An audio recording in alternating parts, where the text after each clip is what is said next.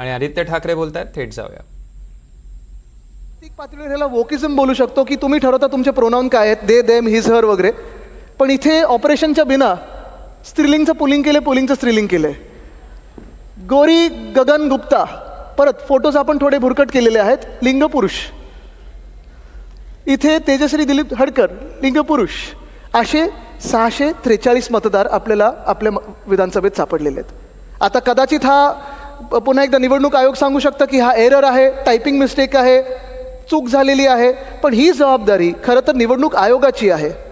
जेव्हा आपण मतदानाला जातो तेव्हा सगळे असे पाहत असतात आपल्याकडे की तुम्ही कोण, तुमचं नाव काय, तुम्ही हे दाखवा ते दाखवा. मग हे तुम्हाला दिसत नाही निवडणूक आयोगाला.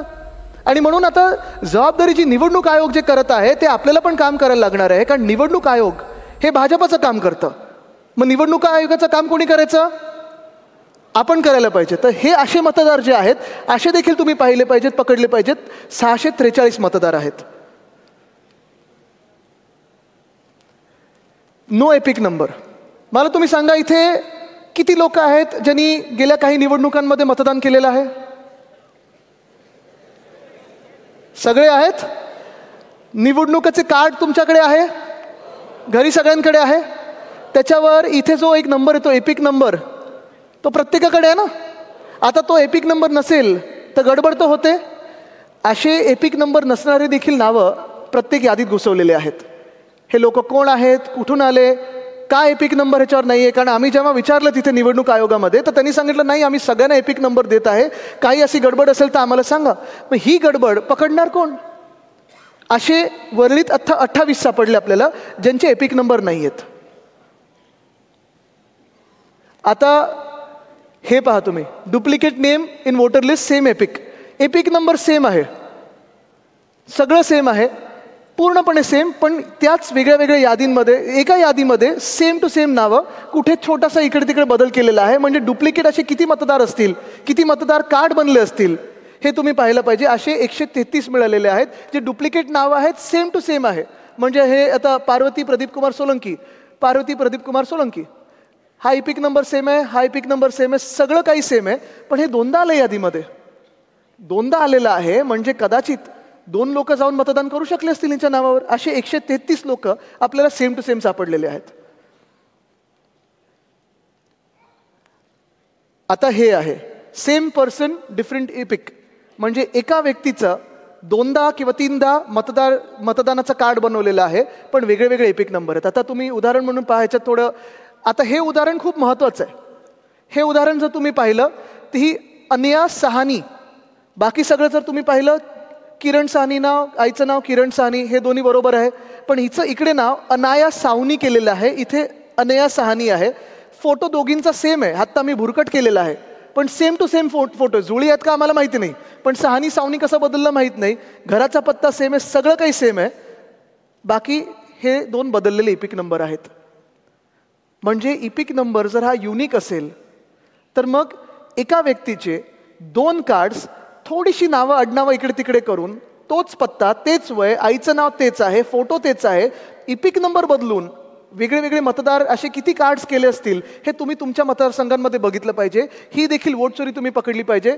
ह्यांचं तर आता एवढं भुरकट झालेलं आहे नाव. कारण अजून एक तुम्हाला सांगतो, निवडणूक आयोगाचा जो रोल आहे तो एक तर मशीन रिडेबल नाही आहे, तो तुम्हाला कन्वर्ट करायला लागतो. दुसरं म्हणजे तो एवढा भयानक प्रकारे त्यांनी दिलेला आहे, एवढं काही किचकट करून ठेवलेलं आहे की प्रिंट जरी काढली तरी तुम्हाला वाचता येतं नाकी नऊ येतात, असं त्यांनी हे सगळं काम करून ठेवलेलं आहे. ही चोरी देखील फार महत्त्वाची आहे. कुठे तुम्हाला सिमिलर स्वतः फोटो दिसत असेल हे पकडणं तुम्ही गरजेचं आहे.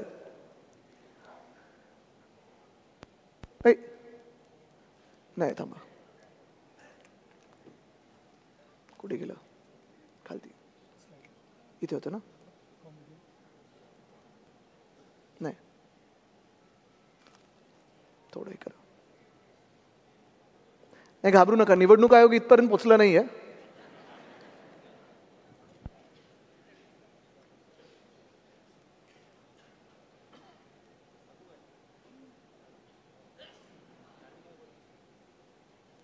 हा नाही, स्क्रीनवर नाही आलं. आलं. एक मिनिट, ह्याच्या मागचं कुठचं स्लाईड होती आपली? अरे परत गेले.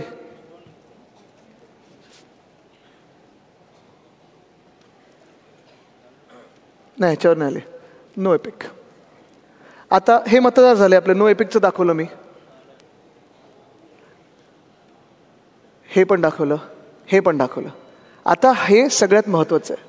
आत्तापर्यंत तुम्ही पाहिलं असेल की आपण वेगळी टेक्नॉलॉजी वापरून, वेगळं सॉफ्टवेअर वापरून जे नावांमध्ये गडबड आहे, जी इपिकमध्ये गडबड आहे, जे ॲड्रेसमध्ये गडबड आहे, हे सगळं आपण पकडू शकलेलो आहे.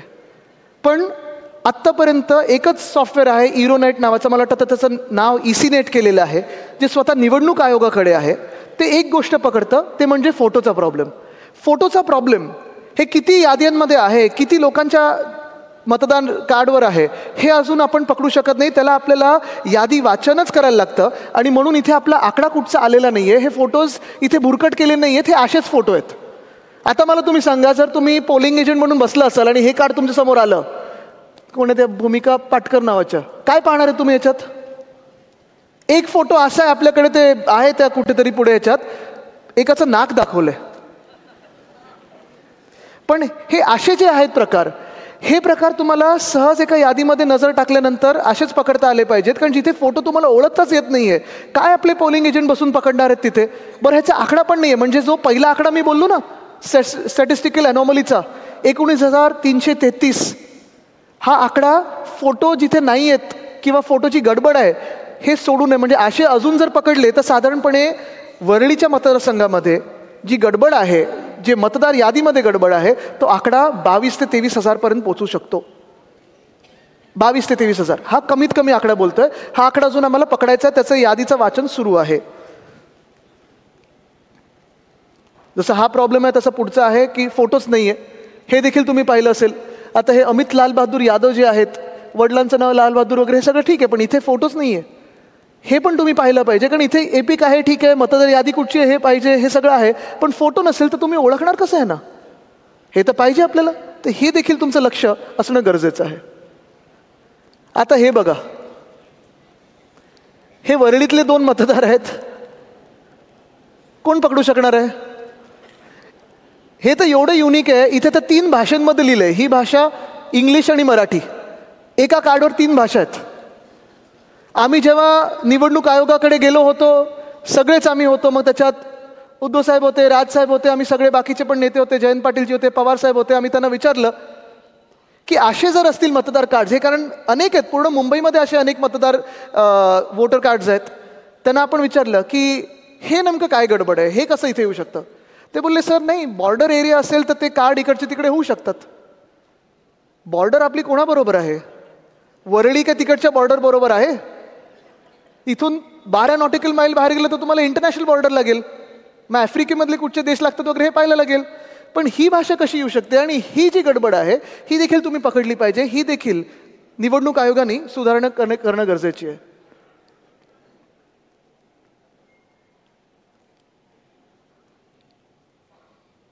आता हे 100+ साधारणपणे तुम्हाला माहिती आहे, जे 85 वर्षाचे असतील किंवा त्याच्याहून जास्ती असतील त्यांना घरी मतदान करण्याचा अधिकार आहे, बरोबर? त्यांना बॅलेटवर मतदान करण्याचा अधिकार आहे. आपण उमेदवार म्हणून त्यांच्या घरी जातो, आशीर्वाद घेतो, आपल्यासोबत एक पोलिंग एजंट जातो, त्यांच्या मतदानाच्या दिवशी देखील आपली यंत्रणा त्यांच्यासोबत असते, बाकी सगळ्या पक्षांची असते. साधारण आपल्याला माहिती असतं की आपल्या मतदारसंघामध्ये 85+ वयाचे किती लोक आहेत, आणि हे आपल्याला कळतंच. पण ही जेव्हा मी यादी पाहत होतो, हे परत मी चेहरे बुरकट केलेले आहेत कारण मला कोणाचेही चेहरे याच्यात दाखवायचे नाही आहेत, पण हे जेव्हा आपण करतो तेव्हा 100 वर्षाहून जास्ती जगणारे वरळीमध्ये 113 मतदार आहेत. ही माझी पुढच्या निवडणुकीसाठी ॲडव्हर्टाईज होणार आहे. कोणाला चांगलं जीवन जगायचं असेल, 100+ जगायचं असेल, वरळीत या. हे मी आता ही आयडिया बिल्डरांना पण देणार आहे. इथे सगळ्या ज्या स्कीम चालू आहेत, फ्लॅट चांगले विकायचे असतील तर हेच वापरा. पण हे इथे थांबत नाही. थोडा आनंद व्यक्त केला आम्ही, चला चांगलं आपला मतदारसंघ फिट इंडियामध्ये बसतो. थोडी चौकशी केल्यानंतर हे मतदार जे आहेत, ह्या शालिनी पार्टे, ह्या 2000 साली गेलेल्या आहेत. हे कोण? दिनदेश्री तिवारी, हे 2007 मध्ये गेलेले आहेत. कृष्ण अडवाणी, म्हणजे ते हे नाहीत, हे ॲड्रेसच रॉंग आहे. हे 95 म्हणजे 5 वर्षाचा मी होतो तेव्हा हे गेलेत. आता मी 35 वर्षाचा असताना निवडणूक लढलो तर यादीत आलेले आहेत. हे 2021 मध्ये गेलेले आहेत. हे अशी यादी ही निवडणूक आयोगाने आपल्या महाराष्ट्रात आणली आणि मतदान करून घेतलेलं आहे. असं हे बोगस सरकार आपल्या डोक्यावर बसलंय. पण एक आहे की ह्या यादीप्रमाणे किती लोकांनी ह्यांच्या नावावर मतदान केलं असेल ही गंभीर बाब आहे. ही आपण लक्षात घेणं गरजेचे आहे. आता चला मी एका बाजूला समजू शकतो की खूप वेळा काही कारण निवडणूक आयोग देईल की तुम्ही हे सुधारलं नाही, ते सुधारलं नाही, असं करायला पाहिजे, तसं करायला पाहिजे. पण हा जो घोळ आहे हा नुसतं एरर नाही आहे, हा फ्रॉड आहे. हा वोटिंग फ्रॉड आहे, हा निवडणुकीतला फ्रॉड आहे. House number not properly mention. आता तुम्ही बघा हे सगळे मतदार इथे 67 मतदार जे आहेत ते घर क्रमांक काय दाखवलंय? जो जो जो जो जो हा जो म्हणजे जोल दाखवलंय की काय दाखवलं माहित नाही. जो म्हणजे झोपडपट्टी, पण त्याला प्रत्येक झोपडपट्टीला देखील एक आकडा असतो. म्हणजे हे जिथे जो आहे तिथे क्रमांक काय आहे, कारण पुन्हा एकदा जेव्हा SRA मध्ये जातो त्या आकड्याप्रमाणेच तर घरं मिळतात. मग जर आकड्याप्रमाणे घरं मिळत असतील, आकड्याप्रमाणे अॅनेक्शर बनत असतील, मग आकड्याप्रमाणे निवडणूक आयोग मतदान का नाही करू शकत? बरं हे त्यांचाच कायदा दाखवतोय. निवडणूक आयोगाचा कायदा आहे, NERPचं जे त्यांचं हँडबुक आहे त्याच्यात त्यांनी दिलेलं आहे की 10हून अधिक म्हणजे 11 पासून कितीही लोक एका घरात जर राहत असतील तर EROची जबाबदारी आहे की त्यांनी त्या घरात जाऊन पाहणी करावी की खरोखर इथे 11+ लोक राहत आहेत का. हे EROनी केलं होतं का? हे निवडणूक आयोगाने केलं होतं का? जे मतदार यादी ही अशी पूर्ण जो जो जो झोलवाली आहे ह्याचं करायचं तरी काय? आता पुढचं बघा, तुम्हाला गंमत दाखवतो. इथे गंमत थांबत नाही. आता हाऊस नंबर MT कामगार नगर 2 NM जोशी मार्ग इथे पुढेच आहे. थोडं पुढे गेलं तर परत असे किती माहित आहेत?